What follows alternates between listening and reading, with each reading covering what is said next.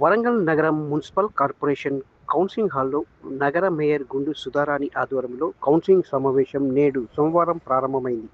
ఈ కౌన్సిలింగ్ సమావేశంలో municipal corporation Chahad Bajpai, ఎమ్మెల్యేలు నాయిని రాజేందర్ రెడ్డి, రేవూరి ప్రకాష్ రెడ్డి, నాగరాజు, కార్పొరేటర్లు తదితరులు పాల్గొన్నారు. ఈ సమావేశంలో 66 డివిజన్లకు సంబంధించిన సమస్యలపై మరియు బడ్జెట్లపై పలు అంశాలను చర్చించనున్నారు.